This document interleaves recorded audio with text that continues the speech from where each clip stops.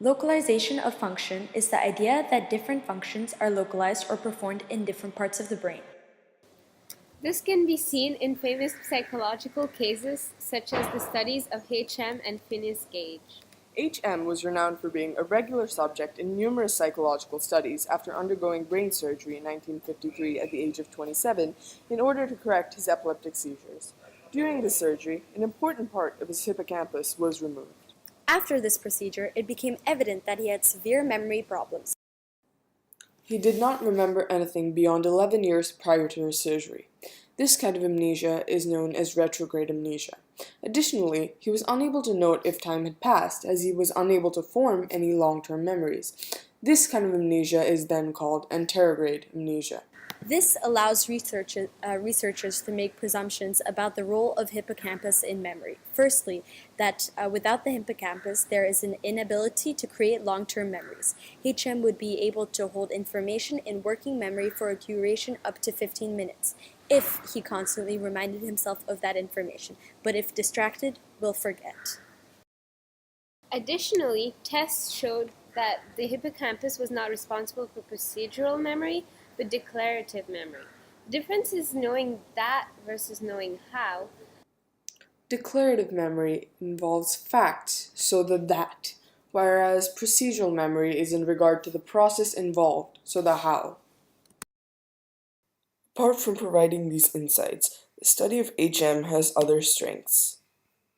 For one, the findings can be attributed with high ecological validity considering it is based upon a real-life incidence. Research in this manner, apart from being rich and varied due to its depth, is one of the limited ethical ways to conduct studies of this nature. However, there are limitations to this study as well. HM was taking anti-epileptic drugs. This could be a confounding variable as it could have altered the findings. Additionally, considering that the study was based upon a single person, it is hard to form generalizations for a large group. Another famous psychological case is that of Phineas Gage. Gage was a foreman for a team of railway workers. In 1848, while working, he was using a tamping iron to press explosives into a hole. An accidental explosion sent the rod through his head. That rod entered below his left cheek and exited through the top of his skull. Therefore, his frontal lobe was damaged.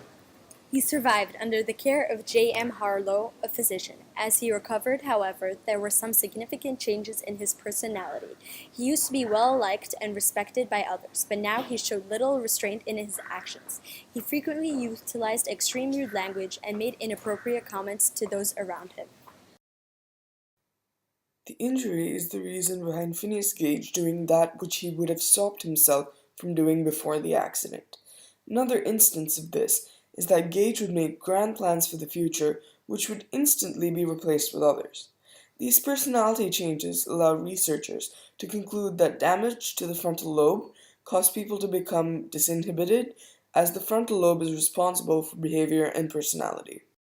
The findings of this study were highly influential as they performed a tentative basis for assumptions and provoked further research in this area. However, there are limitations present as well.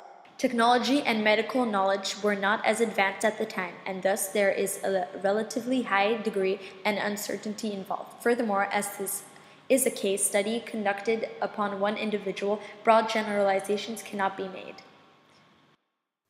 Furthermore, this would be hard to replicate. The study came about due to extraordinary circumstances, and thus replication and experimentation upon humans would be highly unethical, and this provided an obstacle for general research on this subject. Psychologists have to rely upon animal testing and case studies instead, which may not always be completely generalizable. However, as technology has developed and researchers are now able to study the brain without having to operate upon someone or wait until they have passed away, more experiments are possible. Through this technology, scientists are closer to being able to determine cause and effect relationships. A popular method of testing is providing the brain with some sort of stimulus. Results show that different parts of the brain are activated in regard to different functions. However, there are also limitations to this new technology. It might not be wholly accurate or completely sensitive to small changes in the brain, but it provides an adequate basis, and thus we can conclude that to some extent, functions are localized in designated parts of the brain.